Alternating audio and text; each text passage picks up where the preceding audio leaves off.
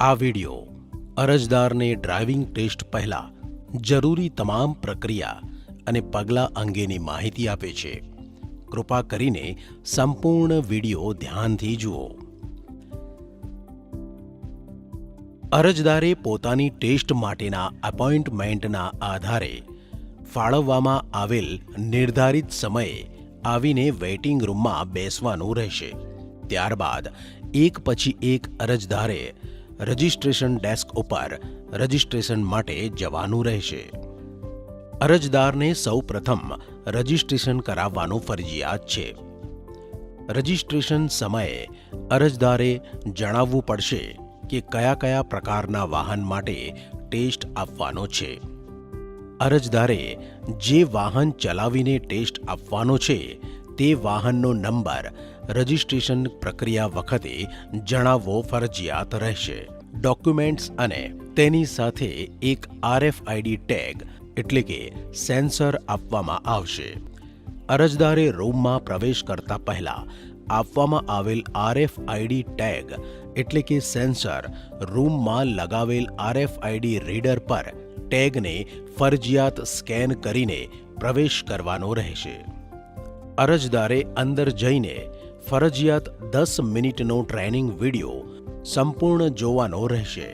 જો અરજદાર video training લીધા વગર અથવા 10 મિનિટ પહેલા સીધા ટેસ્ટ માટે જશે તો સિસ્ટમ મંજૂરી આપશે નહીં.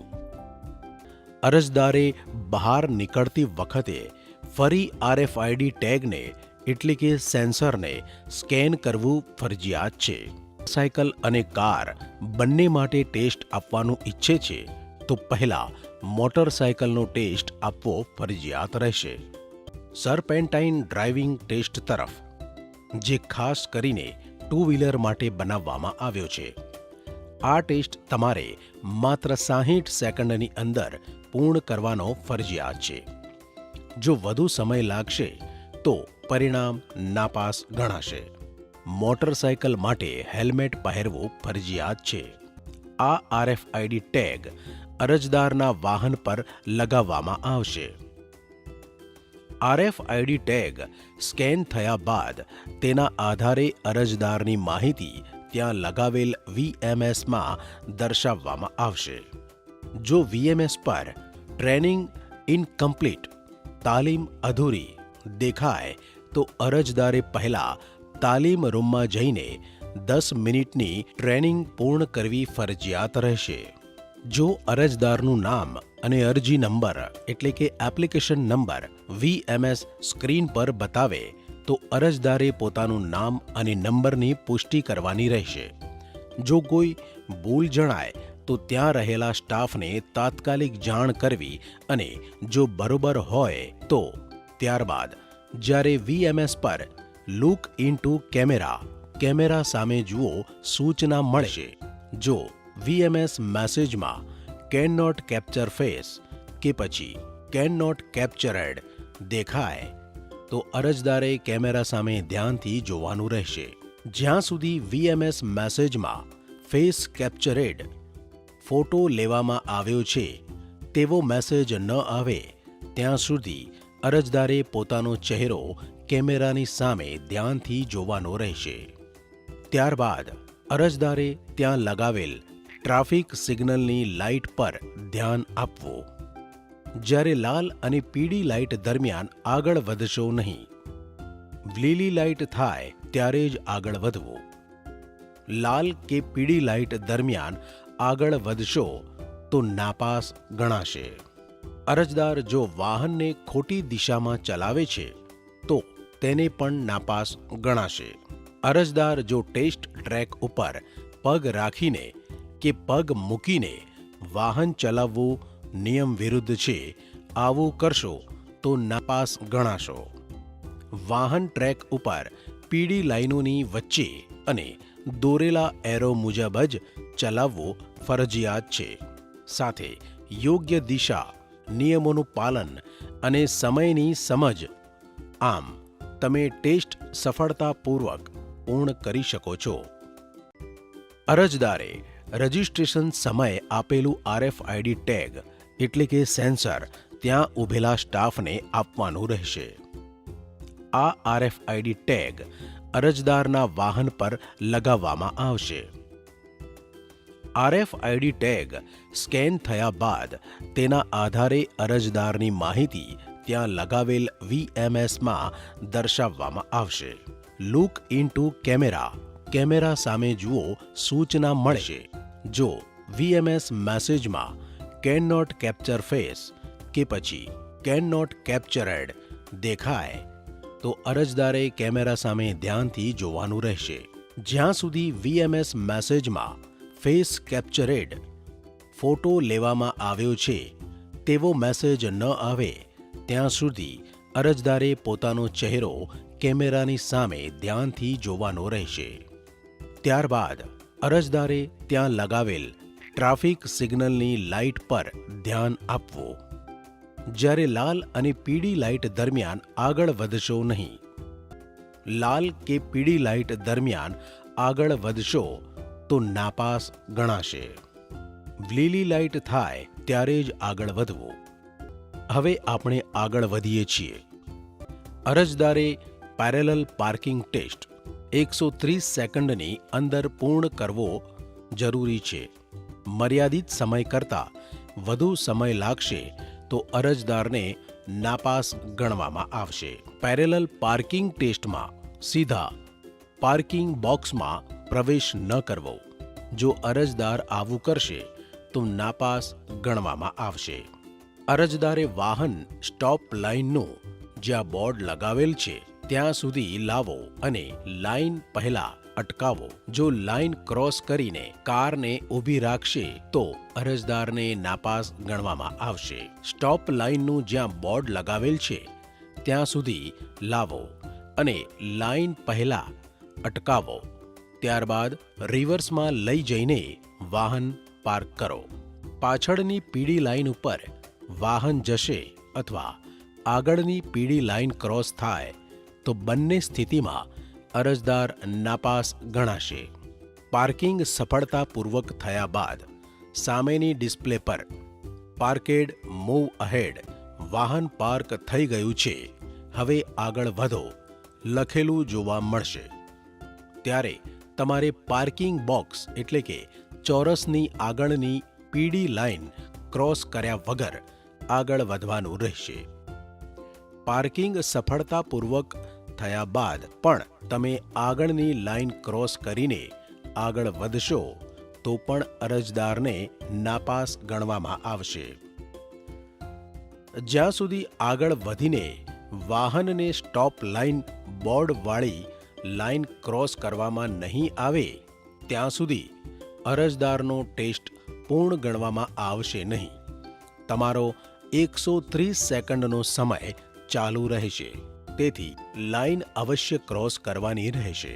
અરજદાર બરોબર પાર્કિંગ કરી દેશે પણ જો સમય મર્યાદામાં લાઇન ક્રોસ નહીં કરે તો પણ અરજદારને નાપાસ ગણવામાં આવશે.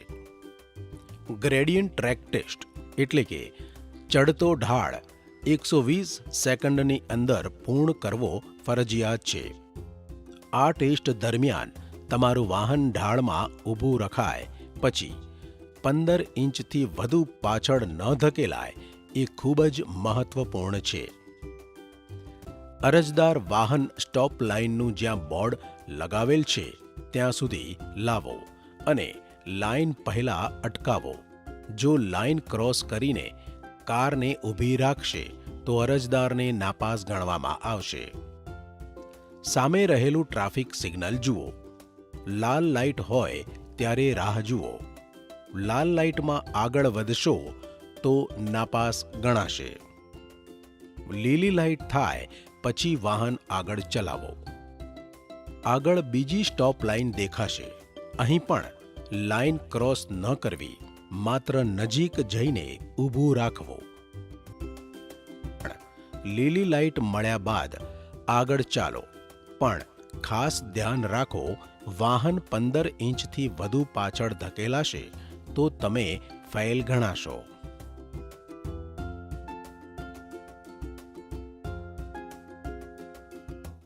ઇંગ્લિશ 8 આકારના driving test track.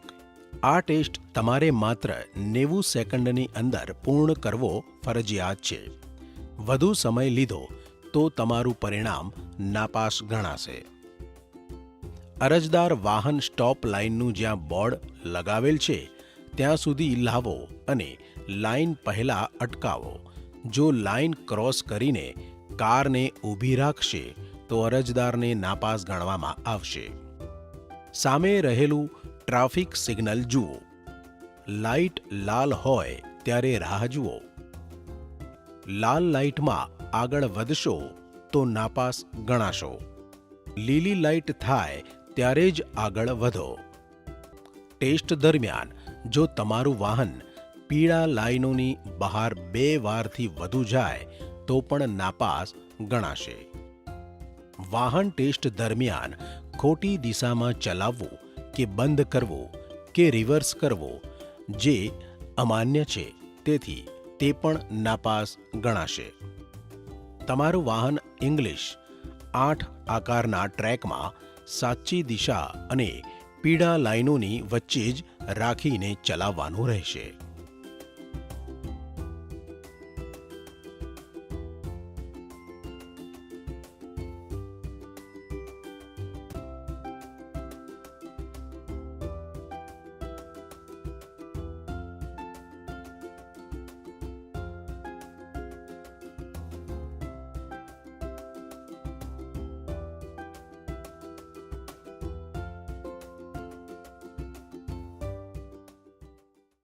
Reverse S આકારનો ડ્રાઇવિંગ ટેસ્ટ.